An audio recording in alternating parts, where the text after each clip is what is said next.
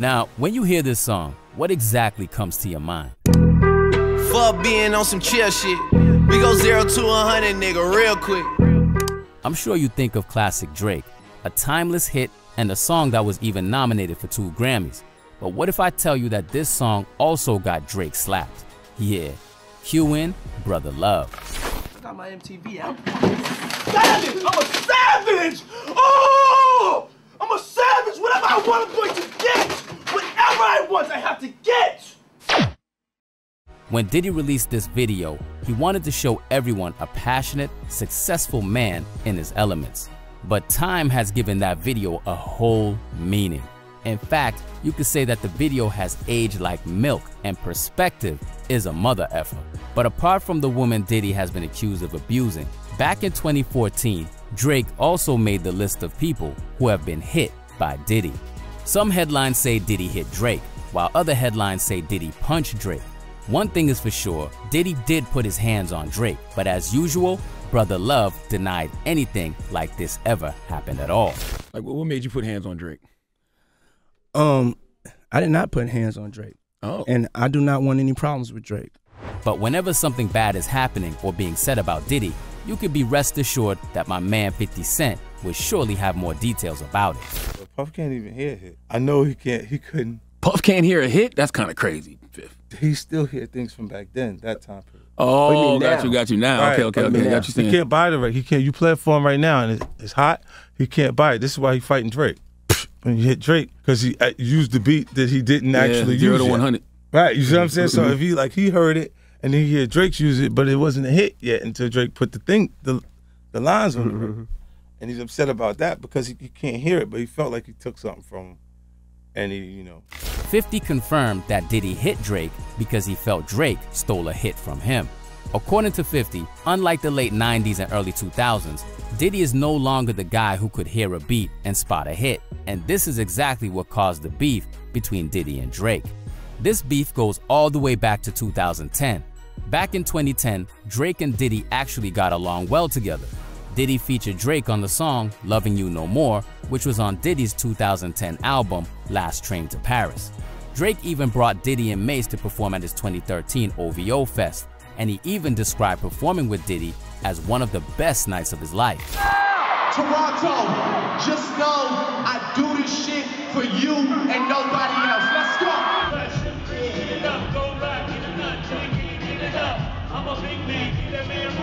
Tonight was like, you know, one of the best nights of my life, man. I got to be an artist and a fan, man. I got to watch like the King do his thing for real, be in his element. Drake stated that he looks up to Diddy, and you could tell that Diddy is truly one of those artists Drake used to admire when he was a kid. I was like 9th row, my uncle spent a grip on the tickets, you know what I'm saying, because to come see this man, it costs a lot of money. However, despite this, Drake and Diddy began having issues after performing together at Club Live in Miami back in 2014. During their performance, Drake snatched the mic from Diddy, leaving Brother Love just grappling the air before bending down to pick up another mic.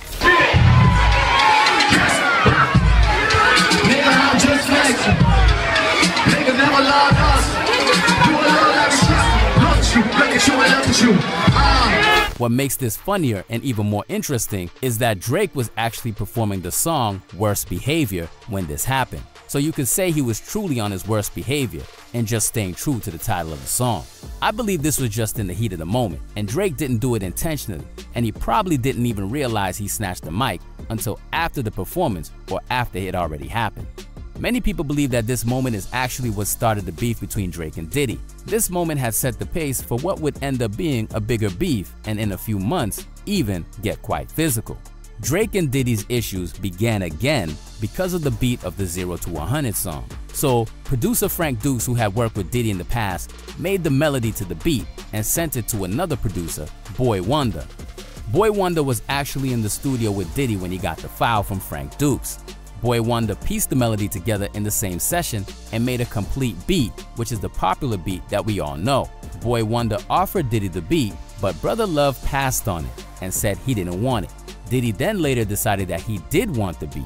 He sent it to Drake to ghostwrite a song for him on the beat, and also include a verse for himself, as Diddy wanted to feature Drake on the same song. 0 to 100 was initially a record that, you know, was my record. Drake sent you the song you sent Drake the song for him to get on it for you? No, for him to ghostwrite for me. After recording the song, Drake sent it to Diddy, but Brother Love wasn't feeling it, so he decided not to use it. This actually proves 50 Cent's point that Diddy can't identify hits for this generation like he used to in the 90s. But Puff can't even hear a hit. I know he couldn't. Puff can't hear a hit? That's kind of crazy. He still hear things from back then, that time. After Diddy rejected the song, Drake decided to still keep it. Drake then decided to upload the song on SoundCloud and see what comes of it. 0 to 100 blew up almost immediately after it was released. In fact, I think we all agree that 0 to 100 is one of Drake's biggest songs ever. After it was released in July 2014, 0 to 100 ended up becoming not only one of the biggest songs of that year, but many publications even named it one of the best songs of that year. This track has since been certified platinum, and Drake indeed struck gold with it. It had a similar flow to another Drake classic, Started from the Bottom. 0 to 100 was so successful that it was used for commercials, and it even became part of the soundtrack of NBA 2K16. And this same beat that Diddy passed on was also used for the 2014 BET Hip Hop Awards on Stage Cypher. With how successful 0 to 100 became, it's no surprise that Diddy started to feel some kind of way about the whole incident. What makes this worse for Diddy is that 0 to 100 was then nominated for not 1, but 2 Grammys that same year. The song was nominated for Best Rap Performance and Best Rap Song. So Diddy caught a massive L here. The producer Boy Wonder stated the whole issue was just a misunderstanding. Like, was that really supposed to be his record? Like, why was that? Why did it become a Drake? Yeah, that was a whole crazy situation. Well, we're past it now. They're friends. Everybody's friends. Yeah, it was a bit of a misunderstanding. I won't get into crazy detail with that, but it was a misunderstanding on both ends, and you know, they solved the situation. Yeah. And I'm glad, because we don't need those guys to be mad at each other. And Now, although Boy Wonder stated that the whole issue was resolved, Diddy's reactions later showed that it wasn't. Later that same month in July 2014, Diddy decided to play 0 to 100 during one of his performances. But the intro he gave to the song tells you exactly how he feels about the situation. Diddy stated that the song was stolen from him. I'm gonna play this next beat. I gave that this stolen from me. Play that. Being on some chill. 0 to 100. The whole situation died down after this, until Diddy and Drake met again at the same club in Miami where Drake snatched the mic from him months earlier. They were both at the club to celebrate DJ Khaled's 39th birthday party. Diddy apparently tried to talk to Drake about the whole issue, but the Sixth God was being slick about it. Drake was simply having none of it. However, just as Drake was leaving the party, Diddy confronted him after he entered his car. Drake came down from his car to talk to Diddy, and this is where the entire situation goes berserk.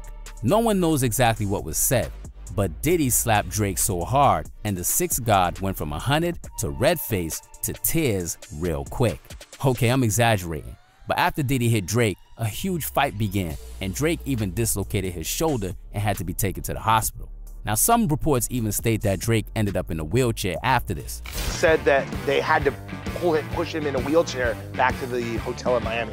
Diddy denied hitting Drake, but apart from 50 Cent, even Charlamagne confirmed that the incident did happen. Though there was no footage of this, based on people that I've spoken to close to the situation, Diddy really did punch Drake in the face. He's like, boy, you wouldn't just believe what happened. I'm like, what? Diddy just slapped Drake. I heard it was over the 0 to 100 beat. Exactly. Well, that's what I heard. That's exactly what I heard. From my sources. That's exactly what I heard. We actually broke that on the Breakfast Club, by the way. Okay. Like, we knew about the whole 0 to 100 beat, everything. I knew exactly what it was over immediately. Drake never retaliated, but it seems there were people willing to do that for him. Jay Prince got involved and threatened Brother Love to stay away from Drake, as he considers him family. So let me put these bully niggas on notice by letting them know Drake is family. And the weak shit from Puffy and Suge is on my radar.